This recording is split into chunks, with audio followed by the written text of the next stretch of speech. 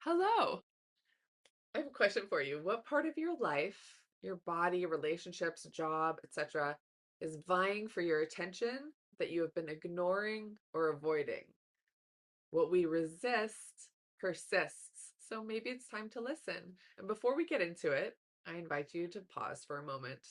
Put your feet on the ground, rest your hands on your lap, and take a nourishing breath in. Hold it briefly and then release extra slowly. Take two more delicious breaths in through your nose and hum on the exhale as long as it feels good. Hum.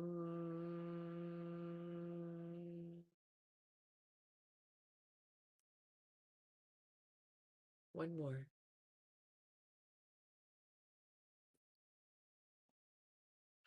Isn't that delicious? Yum. Notice, are your hands facing up, open to receive, or facing down, helping you ground? Take one more delicious breath and relax.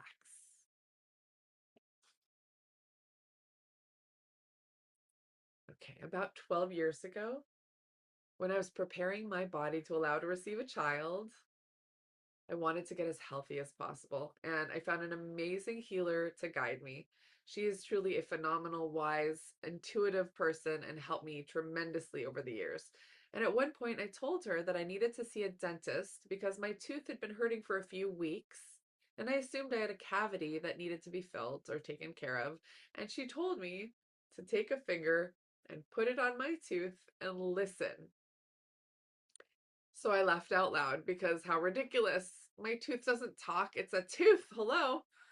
And she told me to just try.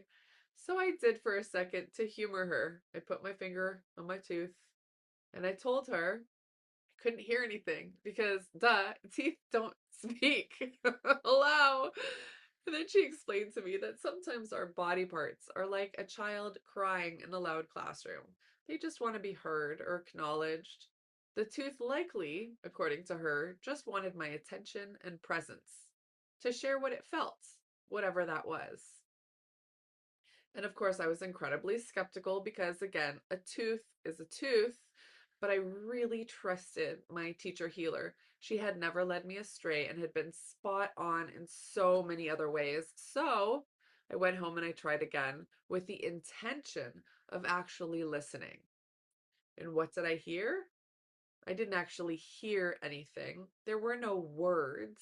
However, just by giving it my attention and some love and some presence, the tooth somehow magically healed. And after one day, it no longer hurt. I was astounded. At my next dental checkup a few months later, there was nothing wrong, and that was confirmed by x rays. And I was sure for weeks that I had had a cavity. And it felt like magic, like a whole new world of possibility had been there all along, just waiting for me to notice. It's crazy. As though the simple power of listening and being truly present had been available all along, ready to help me heal. And I've since applied this to so many aspects of my life because it works. Science tells us that everything is energy and that our thoughts influence what happens in our bodies, and even one thought can release chemicals like cortisol or adrenaline or dopamine into our body, from our brain to our body. So it makes sense that our attention, presence, and energy can influence how our body feels and, of course, its ability to heal. And the same holds true in relationships with our partners, our children, friends, colleagues, even our pets. Our thoughts, presence, and energy can build trust, partnership, creativity, and joy. And of course, the lack of them can do the same in the opposite direction.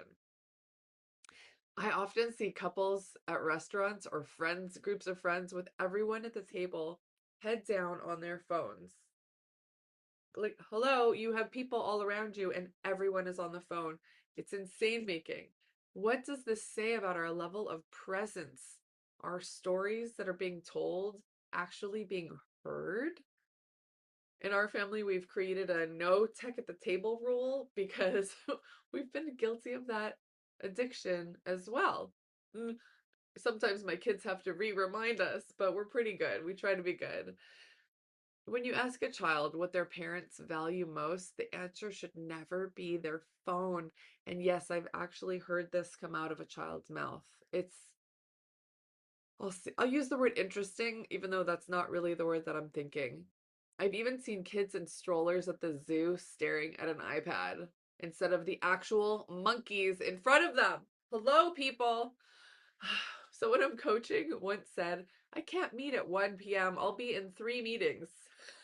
Yes, 3 meetings. What does that even mean? How can one person be present in 3 meetings at the same time? The answer, they can't. It's impossible. Thankfully, this person no longer allows this type of insanity. It was extremely stressful, of course, and nearly impossible to focus, of course, and important details kept getting lost in the shuffle, of course. Even people who believe that they're great at multitasking are usually just switching between tasks very quickly in their brains. It's surprisingly inefficient. It's almost always far more productive to focus on one thing at a time, one person at a time, one conversation at a time, one body part at a time, especially if it's talking to us and asking to be heard. Our presence is powerful. Our attention is impactful. Full engagement is a gift. Sometimes the squeaky wheel, whether it's a body part, a relationship, or something in our life, just wants to be heard, not fixed, heard. A little listening, a big breath, some presence, a bit of love. Often the healing begins with listening. So take a moment and ask yourself, what part of your life might be the squeaky wheel right now? Place your loving, kind, curious attention on that squeaky space and take a few nourishing breaths and just listen. What whispers might it be trying to share with you? This week in our Joy Alchemy community, we'll be exploring how our body, spirit, and relationships can improve when we bring the right intention, thoughts, and energy. If you'd like to learn simple tools to listen more deeply to your body, to your relationships, and to your life, you are warmly invited to join us. Sending you blessings and love and light and grease for your squeaky wheels.